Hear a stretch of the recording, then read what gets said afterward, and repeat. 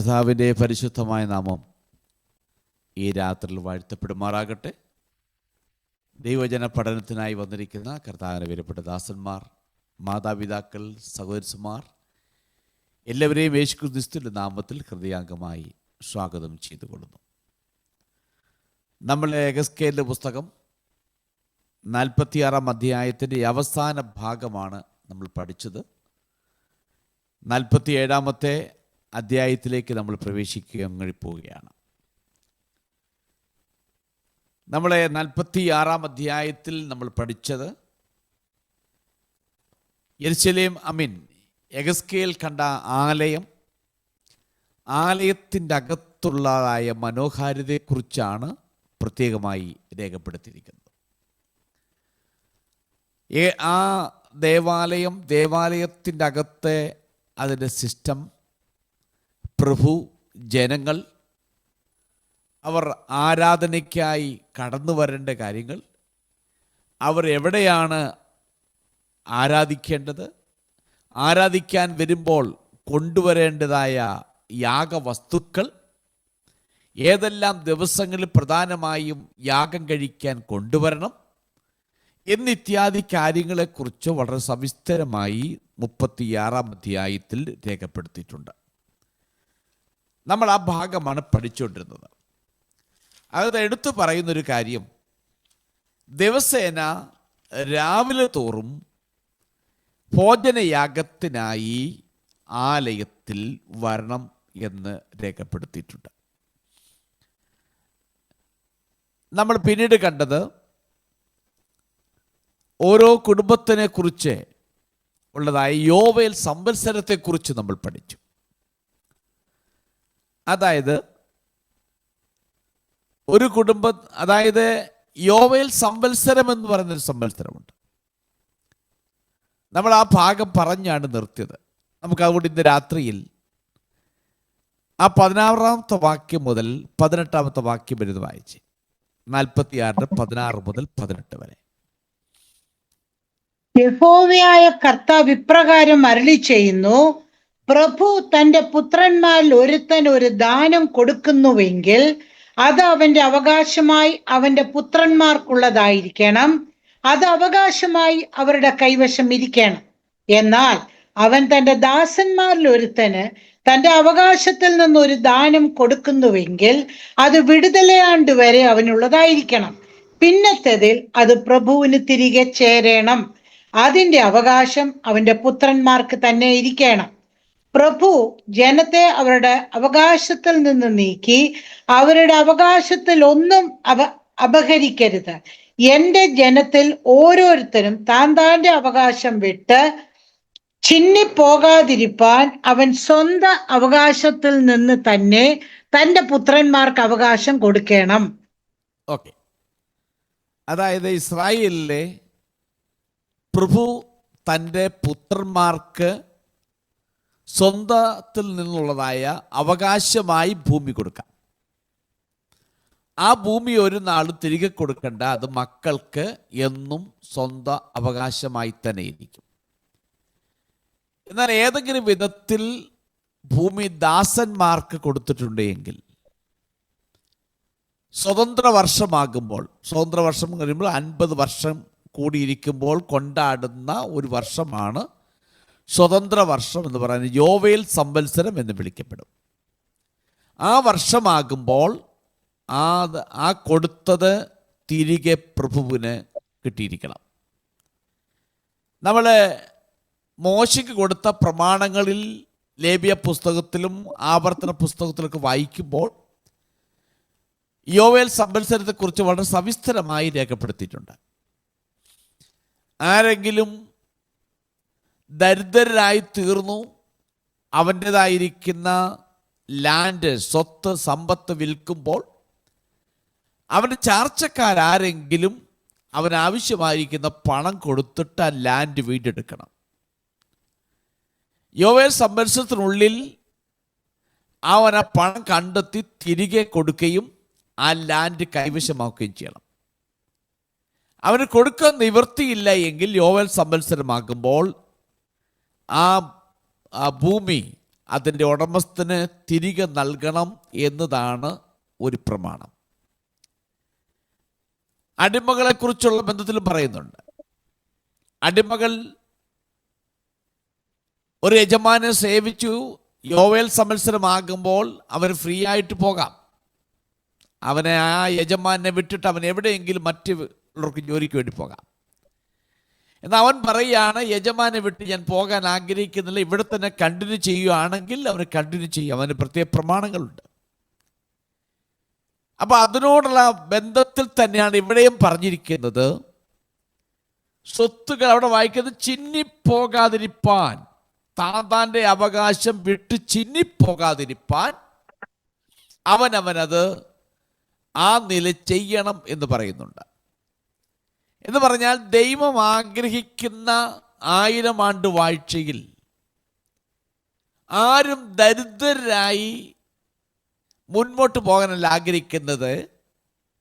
ഇന്നത്തെ political leaders, രാഷ്ട്രീയക്കാർ പറയുന്നത് സമത്വ സുന്ദരമാകുന്ന ഒരു രാഷ്ട്രമെന്ന് അവർ പറയുമ്പോൾ അവരെ കൊണ്ടൊന്നും സമത്വ സുന്ദരമാകുന്ന രാഷ്ട്രം കെട്ടിപ്പടുത്തുയർത്തുവാൻ കഴിയത്തില്ല. എന്നാൽ നമ്മുടെ കർത്താവിനെ കൊണ്ട് മാത്രമേ ഈ ഭൂമിയിൽ സമത്വവുമുള്ള സുന്ദരമായിരിക്കുന്ന ഒരു ക്ഷേമരാഷ്ട്രം കെട്ടിപ്പടുത്തുയർത്തുവാൻ കഴിയത്തുള്ളൂ. അതിൻ്റെ ഒരു ഭാഗമാണ് ഈ വാക്യങ്ങളിൽ നമുക്ക് കാണാൻ കഴിയുന്നത്. ഇനി നമുക്ക് 19 മുതൽ 24 വാക്യങ്ങളിലേക്ക് നമ്മൾ ശ്രദ്ധിച്ചിരിക്കാം. Versus 19 to 24.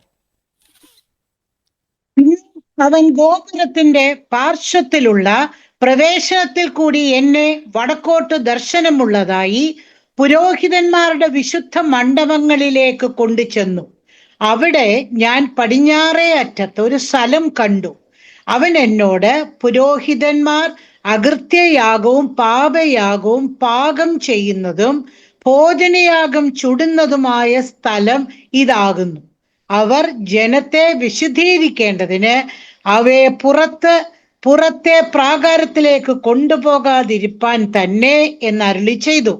പിന്നെ അവൻ എന്നെ പുറത്തെ പ്രാകാരത്തിലേക്ക് കൊണ്ടുപോയി പ്രാകാരത്തിന്റെ 4 മൂലയ്ക്കലും ചെല്ലുമാറാക്കി. പ്രാകാരത്തിന്റെ ഓരോ മൂലയിലും ഓരോ മുറ്റം ഉണ്ടായിരുന്നു. പ്രാകാരത്തിന്റെ 4 മൂലയിലും 40 മുഴം നീളവും 30 മുഴം വീതിയുമുള്ള അടയ്ക്കപ്പെട്ട മുറ്റങ്ങൾ ഉണ്ടായിരുന്നു. 4 മൂലയിലും ഉള്ള അവ 4നും ഒരേ അളവായിരുന്നു. അവയ്ക്ക് 4നും ചുറ്റും ഒരു പന്തി കല്ല് കെട്ടിയിരുന്നു. ഈ കൽനിരകളുടെ കീഴെ ചുറ്റും അടുപ്പുണ്ടാക്കിയിരുന്നു. അവൻ എന്നോട്, ഇവ ആലയത്തിന്റെ ശുശ്രൂഷകന്മാർ ജനത്തിന്റെ ഹനനയാഗം പാകം ചെയ്യുന്ന വെപ്പുപുരയാകുന്നു എന്ന് അരുളി ചെയ്തു. ഓക്കെ, ഇവിടെ ആദ്യത്തെ 19ഉം 20ഉം വാക്യങ്ങൾ ശ്രദ്ധിക്കുമ്പോൾ അവൻ എന്നെ പ്രവേശന കവാടത്തിങ്കിൽ കൊണ്ടുവന്നു. അവിടെ ആരാണ് കൊണ്ടുവന്നത് രേഖപ്പെടുത്തിയിട്ടില്ല. ഒരുപക്ഷെ 40-ാം അധ്യായത്തിൽ നമ്മൾ ആദ്യം കണ്ട ദൈവദൂതനെ പോലുണ്ടായിരുന്ന ആ വ്യക്തി തന്നെ ആയിരിക്കാം ഇപ്പോഴും യഹസ്കേലിനെ ഗൈഡ് ചെയ്യുന്നതെന്ന് നമുക്ക് മനസ്സിലാക്കാൻ കഴിയും. ഇവിടെ പുരോഹിതന്മാർ അകൃത്യയാഗം അർപ്പിക്കേണ്ടതായ സ്ഥലത്തെക്കുറിച്ച് പറയുന്നുണ്ട്. നമ്മൾ മുൻ അധ്യായങ്ങളിൽ പഠിച്ചിരുന്നു, പ്രാകാരത്തിലേക്ക് പോകുമ്പോൾ അവിടെ ഇത്ര റൂമുണ്ട്. ആ റൂമുകളെല്ലാം പുരോഹിതന്മാർക്ക് വേണ്ടിയും ലേവ്യർക്ക് വേണ്ടിയും യാഗങ്ങൾ നടത്തുവാൻ ആവശ്യമായ ക്രമീകരണത്തിന് വേണ്ടിയുള്ളതായ ഉപകരണങ്ങൾ സൂക്ഷിക്കുന്ന റൂമും യാഗവസ്തുക്കൾക്ക് വേണ്ടി ഒരുക്കിയെടുക്കുന്ന സ്ഥലങ്ങളൊക്കെ ആയിട്ട് ആ റൂമുകളെ തിരിച്ചിരിക്കുന്നതായിട്ട് നമ്മൾ പഠിക്കുകയുണ്ടായി. അപ്പം അതായത് യാഗങ്ങൾ ഒരുക്കുന്ന സ്ഥലത്തിലേക്കാണ് യഹസ്കേൽ നയിക്കപ്പെട്ടത്. ദേവാലയത്തിൻ്റെ വടക്ക് വശത്തുള്ള പുരോഹിതന്മാർ മുറികളിലേക്ക് കൊണ്ടുപോയി. ആ മുറികളിൽ പുരോഹിതന്മാർക്ക് വേണ്ടിയുള്ള സ്ഥലമാണത്. അതായത് ദേവാലയത്തിൽ ശുശ്രൂഷിക്കുമ്പോൾ ഉപയോഗിക്കുന്ന പ്രത്യേകമാകുന്ന വസ്ത്രമുണ്ട്. ആ വസ്ത്രം ഇട്ടുകൊണ്ട് മാത്രമേ ദേവാലയത്തിനകത്ത് ശുശ്രൂഷിക്കാൻ പാടുള്ളൂ. ആ വസ്ത്രം കൊണ്ട് പുറത്തേക്ക് പോകുവാൻ പാടില്ല. അതുകൊണ്ട് ശുശ്രൂഷ കഴിഞ്ഞ് ആ വസ്ത്രം ഊരി അവിടെ തന്നെ റൂമിൽ തന്നെ മടക്കി വെക്കണം എന്നുള്ളതാണ് അതിൻ്റെ പ്രമാണം. മറ്റത് വായിച്ചത് ചില യാഗവസ്തുക്കൾ അവിടെ തയ്യാറാക്കിയിരിക്കുന്നത് കണ്ടു. അതായത് നമുക്കറിയാം, യാഗവസ്തുക്കൾ എന്ന് പറയുമ്പോൾ അത് വിശുദ്ധമാണ്. കാരണം ദൈവത്തിന് വേണ്ടി അർപ്പിക്കുവാൻ കൊണ്ടുവന്ന വസ്തു ഊനമില്ലാത്തതായിരിക്കണമെന്ന് പറയുന്നു. അപ്പോൾ ദൈവത്തിന് അർപ്പിക്കാൻ കൊണ്ടുവന്ന വസ്തു വിശുദ്ധമാണ്. അതുകൊണ്ട് ആ വസ്തുക്കൾ കാണുന്നിടത്തെല്ലാം ഒരുക്കിയെടുക്കാനോ പാകം ചെയ്യുവാനോ ഉള്ളതല്ല. അതിനു വേണ്ടി പ്രത്യേകമായി വേർതിരിക്കപ്പെട്ട സ്ഥലമുണ്ട്. അവിടെ മാത്രമേ അതിനുള്ള ക്രമീകരണങ്ങൾ ചെയ്യാവൂ. കാരണം ഇത് മറ്റുള്ളവയിൽ നിന്ന് വ്യത്യസ്തമാണ് എന്നെടുത്തു പറയുകയാണ്. അതുകൊണ്ട് പുരോഹിതന്മാർ അവ പ്രത്യേകം അടുക്കളകളിൽ പാകം ചെയ്യേണ്ടതാണ്. അല്ലാത്ത കാണുന്നവർക്കെല്ലാം ഇതിൻ്റെ അകത്ത് കയറി പ്രവേശിച്ച് അവർക്ക് തോന്നുന്ന പോലെ ചെയ്യുവാൻ പ്രമാണമില്ല. പുരോഹിതന്മാർ ചെയ്യേണ്ട കാര്യങ്ങൾ പുരോഹിതന്മാർ ചെയ്യണം. അല്ലാതെ വെളിയിലുള്ളവർക്ക് അതിൻ്റെ അകത്ത് പ്രവേശിക്കുവാനോ ചെയ്യുവാനോ സാധ്യമല്ല. എന്നാൽ നമ്മൾ ഇതിനു മുമ്പുള്ള ചരിത്രങ്ങൾ പരിശോധിച്ച് നോക്കിയാൽ പുരോഹിതന്മാർ ചെയ്യേണ്ട പല കാര്യങ്ങളും അവരെ കൊണ്ട് ചെയ്യിക്കാതെ രാജാക്കന്മാരും മറ്റുള്ളവരും കയറി ചെയ്തതായിട്ട് നമുക്ക് കാണാൻ കഴിയും. അതിൽ ഒരു രാജാവിനെ കുറിച്ച് കാണാൻ, ഉസിയ രാജാവിനെ കുറിച്ച് നമ്മൾ കാണുന്നുണ്ട്.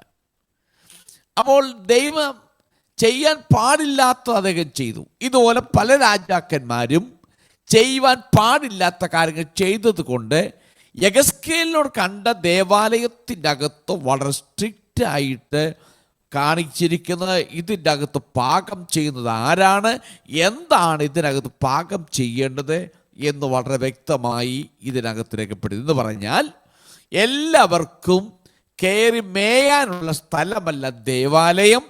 പിന്നെയോ അത് ദൈവത്താൽ വേർതിരിക്കപ്പെട്ടതാകിയാൽ, അത് ദൈവത്താൽ വിശുദ്ധീകരിക്കപ്പെട്ടതാകിയാൽ അതിന് അതിൻ്റെതായ പ്രമാണങ്ങളുണ്ട് എന്ന് വളരെ വ്യക്തമായി ഈ ഭാഗത്തു നിന്നും പഠിപ്പിക്കുന്നുണ്ട്.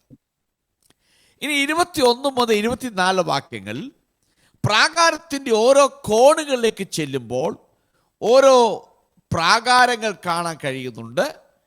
അപ്പോൾ നമ്മൾ ഈ വായിച്ച വേദഭാഗത്തിൻ്റെ അടിസ്ഥാനത്തിൽ നമ്മളൊന്ന് സാങ്കല്പികമായി ഒന്ന് ചിന്തിച്ചു നോക്കിയാൽ ഇതിനകത്ത് പറയപ്പെട്ടത് പലതും നമുക്ക് മനസ്സിലാക്കാൻ ബുദ്ധിമുട്ടുള്ള കാര്യമാണ്.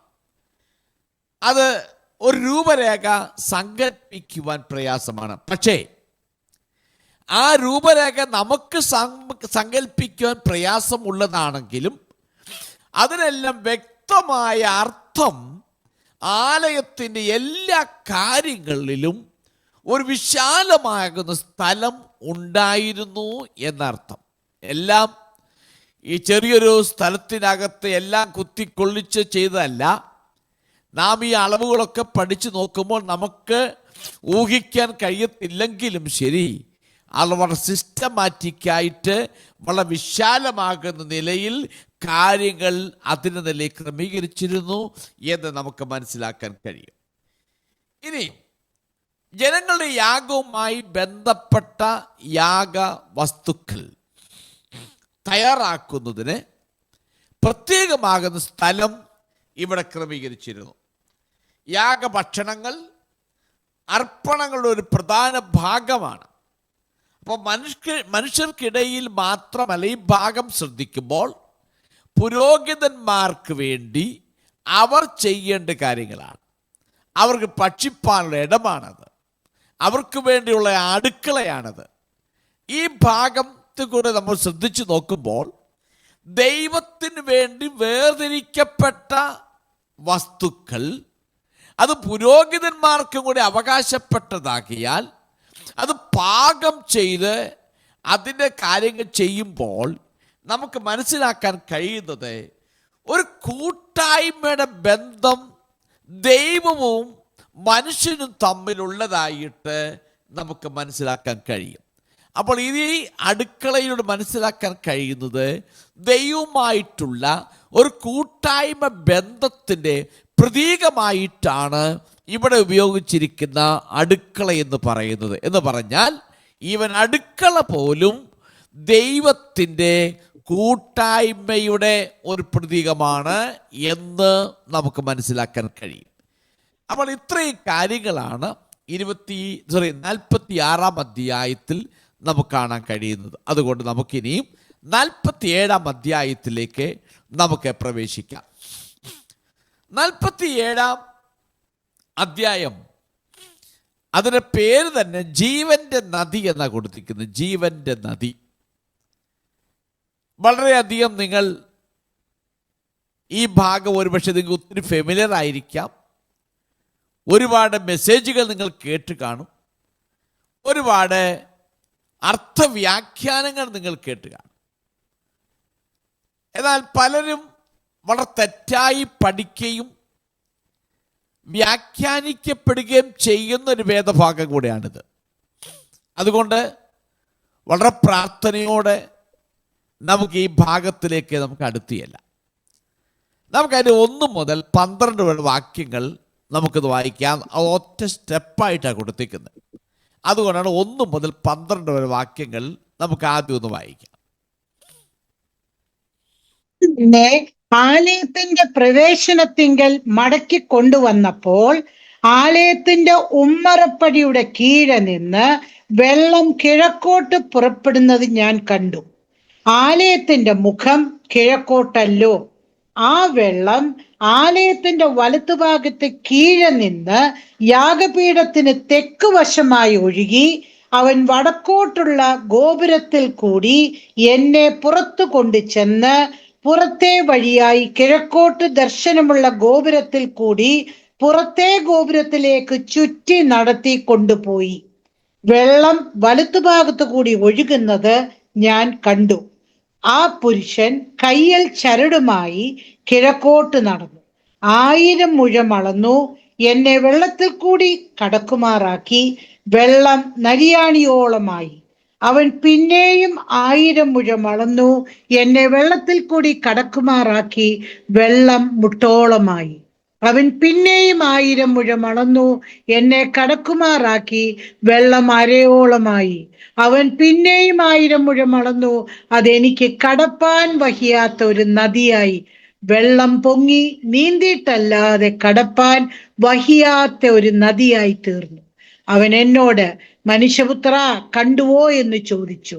പിന്നെ അവൻ എന്നെ നദീതീരത്ത് മടക്കി ചെല്ലുമാറാക്കി. ഞാൻ മടങ്ങി ചെന്നപ്പോൾ നദീതീരത്ത് ഇക്കരെയും അക്കരെയും അനവധി വൃക്ഷം നിൽക്കുന്നത് കണ്ടു. അപ്പോൾ നമുക്ക് നിർത്താം. നമുക്ക് അതുവരെ ചിന്തിച്ചിട്ട് അടുത്ത ഭാഗത്തേക്ക് പോകാം. ഓക്കെ, ഇവിടെ ദേവാലയത്തിന്റെ ഉമ്മരപ്പടിയുടെ അടിയിൽ നിന്ന് വെള്ളം ഒഴുകുകയാണ്. ദേവാലയത്തിന്റെ വാതിലിലേക്ക് തിരികെ കൊണ്ടുവന്നപ്പോൾ എന്നാണ് വായിക്കുന്നത്. അപ്പൊ നമ്മൾ ശ്രദ്ധിക്കേണ്ട ഭാഗം, ആ 47 അധ്യായം ആരംഭിക്കുന്ന അവൻ എന്നെ ആലയത്തിന്റെ പ്രവേശനത്തിങ്കൽ മടക്കിക്കൊണ്ടുവന്നപ്പോൾ എന്നാ കാണുന്നത്. അപ്പൊ മടക്കിക്കൊണ്ടുവന്നപ്പോൾ എന്നർത്ഥം ആക്കുന്നത്, അപ്പൊ ഈ ഗോപുരത്തിൽ കൂടെ തന്നെയാണ് യെഹെസ്കേൽ ആലയത്തിൻ്റെ അകത്തൊക്കെ പോയത്. ആ സമയത്ത് അകത്തു നിന്ന് ഉമ്മരപ്പടിയുടെ കീഴിലൂടെ വെള്ളം ഒഴുകുന്നതായി യെഹെസ്കേൽ കണ്ടില്ല. എന്നാൽ അകത്തെല്ലാം പോയിട്ട് നമ്മളിപ്പോൾ വായിച്ചു നിർത്തിയ അടുക്കള ഭാഗവും എല്ലാം പോയി കണ്ട് തിരികെ വീണ്ടും മടക്കിക്കൊണ്ട് വന്നപ്പോൾ, മടങ്ങി വന്നതല്ല അർത്ഥം, മടക്കിക്കൊണ്ട് വന്നപ്പോൾ എന്ന് പറഞ്ഞാൽ തന്നെ ഗൈഡ് ചെയ്ത ദൂതൻ വീണ്ടും ആ ഗോപുരത്തിന്റെ പടിക്കൽ കൊണ്ടുവന്നപ്പോൾ അങ്ങോട്ട് പോയപ്പോൾ കാണാത്ത ഒരു കാഴ്ച തിരികെ വന്നപ്പോൾ യെഹെസ്കേൽ കാണുകയാണ്. അതാണ് ആ ഭാഗം മനസ്സിലാക്കുന്നത്. വാതിലേക്ക് തിരികെ കൊണ്ടുവന്നപ്പോൾ എന്ന് പറഞ്ഞാൽ അകത്ത് പ്രവേശിച്ചപ്പോൾ ഈ വെള്ളം ഒഴുക്കില്ലായിരുന്നു. തിരികെ വന്നപ്പോഴാണ് വെള്ളം ഒഴുകുന്ന കാഴ്ച യെഹെസ്കേൽ കാണുന്നത്. അപ്പൊ മുമ്പ് ഒരിക്കലും ഉണ്ടായിട്ടില്ലാത്ത ഒരു കാഴ്ചയാണ് യെഹെസ്കേൽ കാണുന്നത്. ദേവാലയത്തിൽ നിന്നും നേരിട്ട് ഒഴുകുന്ന ഒരു നദി. ഇവിടെ ശ്രദ്ധിക്കേണ്ട കാര്യം, പ്രധാനമായും നദി ഒഴുകുന്നത് രാജാവിൻ്റെ കൊട്ടാരത്തിൽ നിന്നോ ഇല്ലെങ്കിൽ രാജാവിനോട് ബന്ധപ്പെട്ട ഏതെങ്കിലും കെട്ടിടങ്ങളിൽ നിന്നോ അല്ലെങ്കിൽ ഏതെങ്കിലും വ്യാപാര സ്ഥലങ്ങളിൽ നിന്നോ ഏതെങ്കിലും പബ്ലിക് സ്ഥലങ്ങളിൽ നിന്നല്ല ഈ വെള്ളം പുറപ്പെട്ടിരിക്കുന്നത്. ഈ വെള്ളം പുറപ്പെട്ടിരിക്കുന്നത് ദൈവത്തിൻ്റെ ആലയത്തിൽ നിന്നാണ്. ഇവിടെ ആലയത്തിൽ നിന്ന് കിഴക്കോട്ടൊഴുകുന്ന വെള്ളം യെഹെസ്കേൽ കണ്ടു.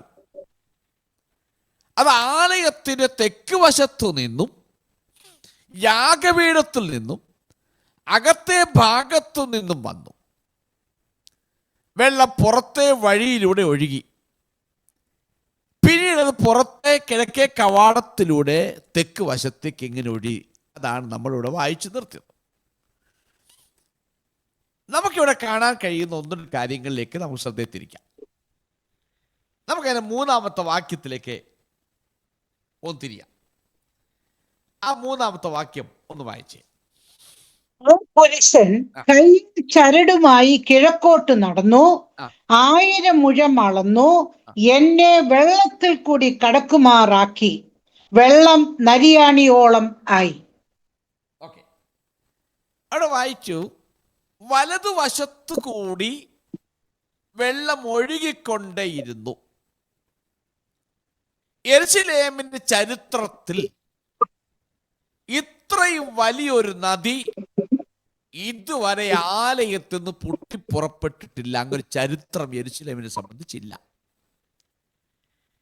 ഇത് ധാരാളം അരുവികളും നീരുറവകളും യെരുശലേമിലോ യഹൂദയുടെ പല ഭാഗങ്ങളിലും ഉണ്ടായിരിക്കാം.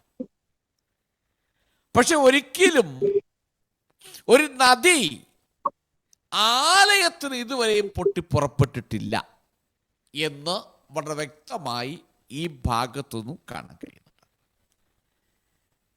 പക്ഷെ ഒരിക്കലും സമ്പന്നവും ശക്തവുമായ ഒരു നദി ഉണ്ടായിരുന്നില്ല എന്ന് നമുക്ക് കാണാൻ കഴിയും. എന്നാൽ ഉൽപ്പത്തി പുസ്തകം 2-ാം അധ്യായം 10-ാമത്തെ വാക്യം പരിശോധിച്ച് നോക്കുമ്പോൾ നമുക്ക് ആദ്യം കാണാൻ കഴിയുന്നൊരു നദി അവിടെയാ. 2-ാം അധ്യായം 10-ാമത്തെ വാക്യം വായിച്ചു. ഉൽപ്പത്തി 2. തോട്ടം നനപ്പാൻ ഒരു നദി ഏദനിൽ നിന്ന് പുറപ്പെട്ടു, അത് അവിടെ നിന്ന് 4 ശാഖയായി പിരിഞ്ഞു. ഓക്കെ, അവിടെ വായിക്കുന്നത് എവിടെ നിന്ന് ഒഴുകി വന്നതായിട്ടല്ല പറയുന്നത്, തോട്ടത്തിൽ നിന്നാണ് പുറപ്പെട്ടേക്കുന്ന നദി. ആ നദി തോട്ടത്തിൽ നിന്ന് പുറപ്പെട്ടു 4 വഴിയായി 4 ശാഖകളായി പോയി. നമ്മൾ അതിൻ്റെ താഴോട്ടുള്ള ഭാഗങ്ങൾ പരിശോധിച്ച് നോക്കുമ്പോൾ ആ സ്ഥലം, ആ നദി ഏതെല്ലാം വഴിയിൽ കൂടെ പോയെന്നും ആ നദി പോയിടത്തൊക്കെ എന്തെല്ലാം മാറ്റങ്ങളാണ് സംഭവിച്ചതെന്നും ഒക്കെ നമുക്ക് ആ ഭാഗം വളരെ വ്യക്തമായി പഠിക്കാൻ കഴിയും. അപ്പോൾ ആ ഉൽപ്പത്തിയിലാണ് നമ്മൾ വാസ്തവത്തിൽ ആദ്യമായൊരു നദി ഏതെങ്കിലും പുറപ്പെടുന്നതായി രേഖപ്പെടുത്തിയിരിക്കുന്നത്. പിന്നീടുള്ള പുസ്തകങ്ങൾ പഠിച്ചു വരുമ്പോൾ നദി പലയിടങ്ങളിൽ നിന്നും ഒഴുകുന്നുണ്ട്. പാറയിൽ നിന്ന് വെള്ളം പുറപ്പെട്ടിട്ടുണ്ട്. ഇങ്ങനെ പലയിടങ്ങളിലൂടെ വെള്ളം ചാടി പുറപ്പെട്ടതായിട്ടൊക്കെ കാണുന്നുണ്ട്. എന്നാൽ ആലയത്തിൽ നിന്നും, അത് ദൈവിക ആലയത്തിൽ നിന്നും ഒരു നദി ഒഴുകിയതായി ഇതുവരെയുള്ള പുസ്തകങ്ങളിൽ രേഖപ്പെടുത്തിയിട്ടില്ല. അപ്പോൾ ആദ്യമായിട്ടാണ് ഇപ്രകാരം ആലയത്തിനകത്തു നിന്നും ഒരു നദി ഒഴുകുന്നത്. അപ്പോൾ അത്തരം ഒരു നദിക്ക് നദിക്ക് പ്രതീകാത്മകമാകുന്ന ചില അർത്ഥമുണ്ടെങ്കിലും ഇത് ചൂണ്ടിക്കാണിക്കുന്ന ഒരു മഹത്വകരമാകുന്ന ഒരു കാര്യമുണ്ട്. ഇതിനകത്ത് ഒരുപാട് അർത്ഥങ്ങളുണ്ട്. എല്ലാ അർത്ഥങ്ങളിലേക്ക് ഞാൻ പോകുവാൻ നമുക്ക് സമയക്കുറവുണ്ടല്ലോ. ചില കാര്യങ്ങൾ മാത്രം ഞാൻ ഓർപ്പിച്ചു വിടാം. ഇത് ഒരു പ്രതീകാത്മകമാകുന്ന ഒരു നദിയാണ്. ഒന്ന് പുറപ്പെടുന്നത് ആലയത്തിൽ നിന്ന്. ഏദനിലെ പുറപ്പെട്ടത് ഏദൻ തോട്ടത്തിൽ നിന്ന്. അത് പോയിടത്തൊക്കെ വളരെയധികം ഫലം കായ്ച്ചതായിട്ട് രേഖപ്പെടുത്തിയിട്ടുണ്ട്. മറ്റ് വേദപുസ്തകത്തിൽ ഒരിടത്തും നദി പുറപ്പെട്ടു ഈ നിലയിലേക്ക് രേഖപ്പെടുത്തിയിട്ടുണ്ട് ഇല്ല. ഏത് പാറയിൽ നിന്ന് പുറപ്പെട്ടു, ഇങ്ങനെ ചില ഭാഗങ്ങൾ മാത്രമേ രേഖപ്പെടുത്തിയിട്ടുള്ളൂ. ഈ ആലയത്തിൽ നിന്ന് പുറപ്പെട്ടു എന്ന് പറയുന്നത് ഒരു സിംബോളിക്കായി, പ്രതീകാത്മകമായി അർത്ഥമുണ്ടെങ്കിലും ഇത് വരാൻ പോകുന്ന മശികൈക രാജ്യത്തിൽ നടക്കുവാൻ പോകുന്ന ഒരു നദിയുടെ വ്യക്തമായ വാക്തത്വമാണ് നമുക്കിവിടെ കാണാൻ കഴിയുന്നത്. അപ്പൊ ആ വരാൻ പോകുന്ന ആ മശികയുടെ വാഴ്ചയിൽ ഉണ്ടാകാൻ പോകുന്ന ഒരു നദി വ്യക്തമായ വാഗ്ദത്തങ്ങളാണ് നമുക്ക് നൽകുന്നത്. നമുക്ക് യോവേൽ പ്രവചനം 3-ാം അധ്യായത്തിന് 18-ാമത്തെ വാക്യം ഒന്ന് വായിക്കാം. യോവേൽ ചാപ്റ്റർ 3 വേഴ്സ് 18. അന്നാളിൽ പർവ്വതങ്ങൾ പുതുവീഞ്ഞു പൊഴിക്കും, കുന്നുകൾ പാലൊഴുക്കും, യഹൂദായിലെ എല്ലാ തോടുകളും വെള്ളമൊഴുകും. യഹോവയുടെ ആലയത്തിൽ നിന്നൊരു ഉറവ് പുറപ്പെട്ട് ശിത്തീം താഴ്വരയെ നനയ്ക്കും. നോക്കണം, അവിടെ വായിക്കുന്ന യഹോവയുടെ ആലയത്തിൽ നിന്ന് ഒരു നദി പുറപ്പെടും എന്ന് യോവേൽ പ്രവാചകൻ മുഖാന്തരം പറഞ്ഞിരിക്കുകയാണ്. ആ ഭാഗം ഒന്നുകൂടെ വായിച്ചേ. അന്നാളിൽ പർവ്വതങ്ങൾ പുതുവീഞ്ഞു പൊഴിക്കും, പർവ്വതങ്ങൾ പുതുവീഞ്ഞു പൊഴിക്കും, കുന്നുകൾ പാൽ ഒഴുക്കും, കുന്നുകളിൽ പാലൊഴുകും, യഹൂദായിലെ എല്ലാ തോടുകളും, യഹൂദയിലെ എല്ലാ തോടുകളും വെള്ളമൊഴുകും, വെള്ളമൊഴുകും. യഹോവയുടെ ആലയത്തിൽ നിന്ന് ഒരു ഉറവ് പുറപ്പെട്ട് ശിത്തീം താഴ്വരയെ നനയ്ക്കും. അവിടെ ദൈവത്തിന്റെ ആലയത്തിൽ നിന്നൊരു നദി പുറപ്പെട്ട് അത് ശിത്തീം താഴ്വരയെ നിറയ്ക്കും, നനയ്ക്കും എന്നൊക്കെ പറയുന്നു. അപ്പോൾ അതിന് മുമ്പുള്ള ഭാഗങ്ങൾ പറയുന്നു യഹൂദയിലെ എല്ലാ തോടുകളും നിറയും, വെള്ളം കൊണ്ട് നിറയും. അതെന്ന് പറഞ്ഞാൽ വരാൻ പോകുന്ന 1000 ആണ്ട് വാഴ്ചയിൽ, മശികയുടെ വാഴ്ചയിൽ, മശികയുടെ ഭരണത്തിലൂടെ ആ രാജ്യത്തിന് ലഭിക്കുവാൻ പോകുന്ന, മശിക രാജ്യത്തിന് ലഭിക്കാൻ പോകുന്ന ഒരു ശ്രേഷ്ഠമേറിയ അനുഭവങ്ങളെ കുറിച്ചാണ് യോവേൽ പ്രവാചകൻ അവിടെ പ്രവചിച്ചിരിക്കുന്നത്. എന്ന് പറഞ്ഞാൽ ഈ മൊട്ടക്കുന്നുകളും ഒക്കെ നിറഞ്ഞിരിക്കുന്ന ഈ പ്രദേശങ്ങളൊക്കെ ഫലപുഷ്ടി ഉള്ളതായി തീരും എന്ന് വളരെ വ്യക്തമായി രേഖപ്പെടുത്തിയിരിക്കുന്നു. ഇനി സെക്കര്യാവിന്റെ പുസ്തകം 14-ാം അധ്യായത്തിന്റെ 8-ാമത്തെ വാക്യം ഒന്ന് വായിച്ചു. ജീവൻ വെള്ളം യെരൂശലേമിൽ നിന്ന് പുറപ്പെട്ട് പാതി കിഴക്കേ കടലിലേക്കും പാതി പടിഞ്ഞാറേ കടലിലേക്കും ഒഴുകും. അത് ഉഷ്ണകാലത്തും ശീതകാലത്തും ഉണ്ടാകും. ഒന്നുകൂടെ വായിച്ചേ ആരംഭം. അന്നാളിൽ ജീവനുള്ള വെള്ളം, ശ്രദ്ധിക്കണം, ജീവനുള്ള വെള്ളം യെരൂശലേമിൽ നിന്ന് പുറപ്പെട്ട്, അതും പുറപ്പെടുന്നത് യെരൂശലേമിൽ നിന്ന് പുറപ്പെടുമെന്ന് വായിക്കുന്നത്. പാതി കിഴക്കേ കടലിലേക്കും പാതി പടിഞ്ഞാറേ കടലിലേക്കും ഒഴുകും. നമ്മൾ ഇതെല്ലാം ചേർത്ത് വെച്ച് പഠിക്കുമ്പോൾ ഇതുവരെ ഇത് സംഭവിച്ചിട്ടില്ല. ഇത് സംഭവിക്കാൻ പോകുന്നേ ഉള്ളൂ. ഇവിടെ എഗസ്കേൽ കണ്ട ആലയത്തിൻ്റെ അകത്തു നിന്ന് പുറപ്പെടുന്ന ജലനദിയും ഇത് ഒഴുകും എന്ന് പറഞ്ഞാൽ മശികൈക രാജ്യവാഴ്ചയിൽ അവിടുന്ന് പുറപ്പെടുന്നതായ ആ വെള്ളം, ആ ജീവവെള്ളം, ആ ഉറവ, അത് നിമിത്തമുണ്ടാകുന്ന ഫലപുഷ്ടതയെക്കുറിച്ച് അവിടെ രേഖപ്പെടുത്തിയിരിക്കുകയാണ്. അപ്പോൾ ഇവിടെ നമുക്ക് മനസ്സിലാക്കാൻ കഴിയുന്നത് ഇത് 1000 ആണ്ട് വാഴ്ചയിൽ നടക്കാൻ പോകുന്ന ഒരു ശ്രേഷ്ഠമേറിയ വാഴ്ചയുടെ അനുഗ്രഹത്തെക്കുറിച്ചാണ് ഇവിടെ പറഞ്ഞിരിക്കുന്നത്. ഇനി അതിൻ്റെ 4, 5, 6 വാക്യം ഒന്ന് വായിച്ചു. അവൻ പിന്നെയും 1000 മുഴം അളന്നു, എന്നെ വെള്ളത്തിൽ കൂടി കടക്കുമാറാക്കി. വെള്ളം മുട്ടോളമായി. അവൻ പിന്നെയും 1000 മുഴം അളന്നു, എന്നെ കടക്കുമാറാക്കി. വെള്ളം അരയോളമായി. അവൻ പിന്നെയും 1000 മുഴം അളന്നു. അതെനിക്ക് കടപ്പാൻ വഹിയാത്ത ഒരു നദിയായി വെള്ളം പൊങ്ങി നീന്തിയിട്ടല്ലാതെ കടപ്പാൻ വഹിയാത്ത ഒരു നദിയായി തീർന്നു. ഓക്കെ, അതെല്ലാം പറയാൻ എൻ്റെ മുമ്പിൽ സമയമില്ല. ചുരുക്കിയ ചില കാര്യങ്ങൾ പറഞ്ഞു നിർത്താം. ഇവിടെ വായിക്കുന്ന ആ മനുഷ്യൻ, അതായത് യഗസ്കേലിനെ ഗൈഡ് ചെയ്യുന്ന മനുഷ്യൻ, അതിൻ്റെ കയ്യിൽ ചരടുണ്ട്, നൂല്. ആ ചരടുമായി കിഴക്കോട്ട് പോയി. നദി കിഴക്കോട്ട് ഒഴുകുമ്പോൾ അതിൻ്റെ ഗതി കിഴക്കോട്ട് ഒഴുകുന്നത്.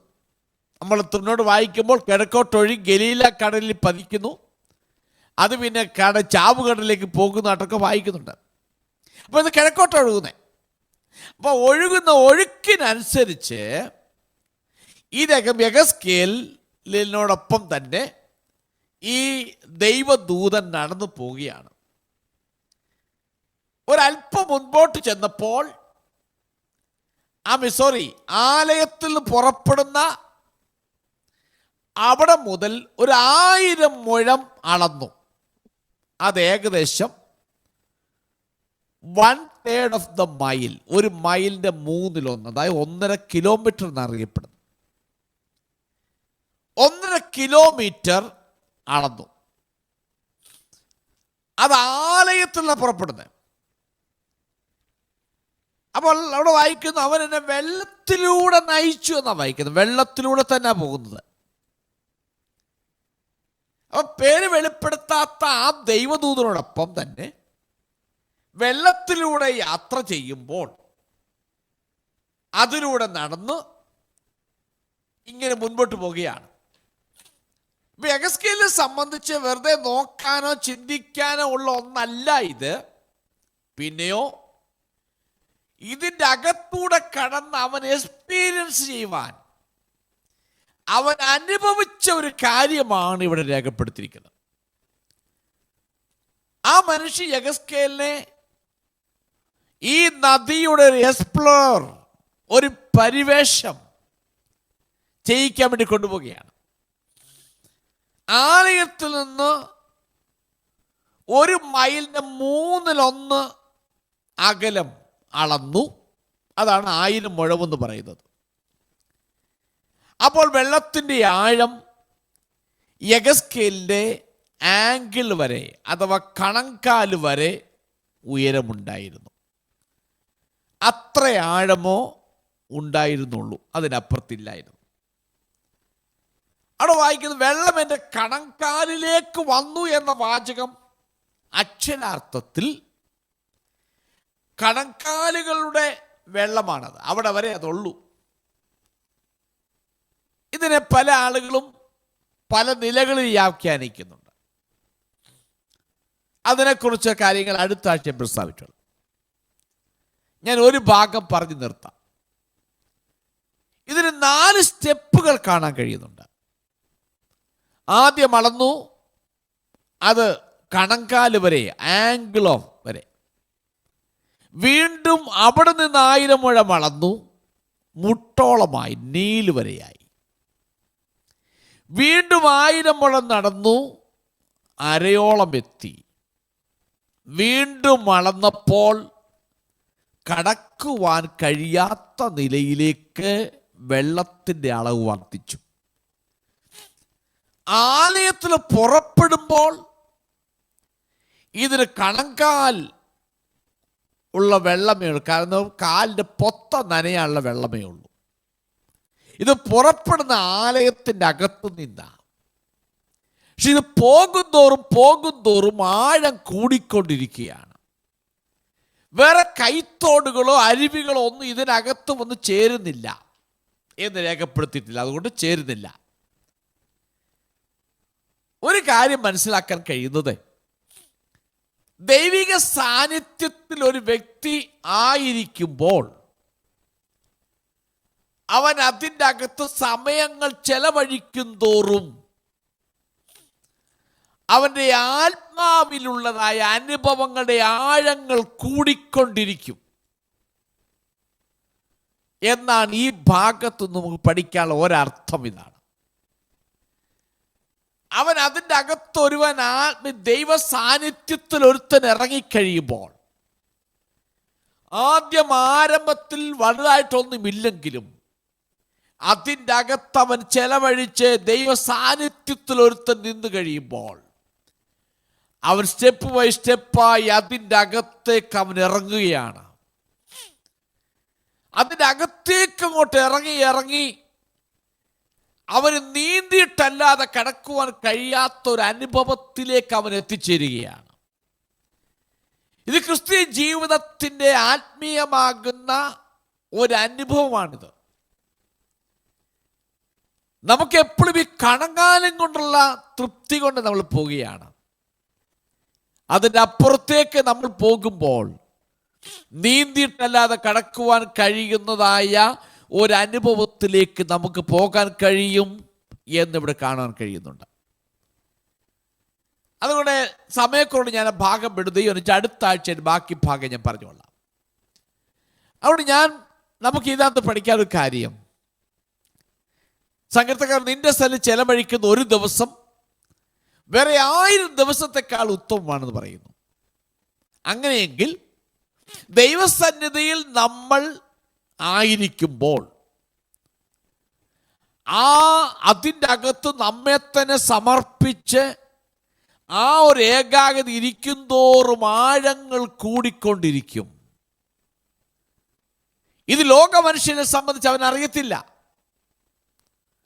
ഇതിനകത്ത് ഇറങ്ങാത്തൊരു വ്യക്തി അപ്പുറത്തും ഇപ്പുറത്തും അഭിപ്രായങ്ങൾ പറയും. പക്ഷെ അതിനകത്ത് ഇറങ്ങിയവർക്ക്, അതിൻ്റെ ആ അനുഭവം പ്രാപിച്ചവർക്ക് അതിൻ്റെതായിരിക്കുന്ന സന്തോഷവും അതിൻ്റെ സംതൃപ്തിയും അതിൻ്റെ ആനന്ദവും ഒക്കെ ഹൃദയത്തിനകത്തുണ്ടാകത്തുള്ളൂ എന്ന് ഞാൻ ഓർത്തുള്ളൂ. അതുകൊണ്ട് ഈ രാത്രിയിൽ ഇതിൻ്റെ ഈ ആരംഭത്തിൽ തന്നെ പറയുന്നത്, നമ്മുടെ ക്രിസ്ത്യൻ ജീവിതം കണങ്ങാലിൻ്റെ അനുഭവം കൊണ്ട് തീരാതെ നമുക്കതിൻ്റെ ആഴങ്ങളിലേക്ക് നമുക്കിറങ്ങണം. അതുകൊണ്ട് ദൈവത്തോട് പ്രാർത്ഥിക്കുക, കർത്താവേ ആ സാന്നിധ്യത്തിൻ്റെ ആഴങ്ങളിലേക്ക് എന്നെ കൊണ്ടുപോകണമെന്ന് നമ്മുടെ ദൈവത്തോടെ നമുക്ക് പ്രാർത്ഥിക്കാം. ആ അനുഭവത്തിലേക്ക് നമ്മൾ പോകുമ്പോൾ നമ്മുടെ ഏകാന്തതകൾ മാറും, നമ്മുടെ നിരാശകൾ മാറും, നമ്മുടെ ദുഃഖങ്ങൾ മാറും, നമ്മുടെ ഭയങ്ങൾ മാറും, നമ്മുടെ ഭാരങ്ങൾ മാറും. നമ്മൾ വേറൊരു അനുഭവത്തിലേക്ക് എത്തിച്ചേരേണ്ടതായിത്തീരും. അതുകൊണ്ട് ഈ രാത്രിയിൽ നമ്മുടെ പുത്തുരുത്വത്തിലുള്ളതായ ഒരു നോർമൽ എന്ന് പറയുന്ന അനുഭവം വിട്ടിട്ട് ബിയോണ്ട് ദാറ്റ് നമ്മൾ ആ ആഴത്തിലുള്ള അനുഭവം ഒന്ന് എക്സ്പീരിയൻസ് ചെയ്യുവാൻ നമ്മുടെ ദൈവത്തോട് നമുക്ക് പ്രാർത്ഥിക്കാം. അതിനായി ദൈവം നമ്മെ എല്ലാവരെയും ഒരുക്കിയെടുക്കട്ടെ എന്ന് പറഞ്ഞുകൊണ്ട് ഞാൻ വാക്കുകൾ അവസാനിപ്പിക്കുന്നു. ദൈവം നിങ്ങളെല്ലാവരെയും അനുഗ്രഹിക്കുമാറാകട്ടെ.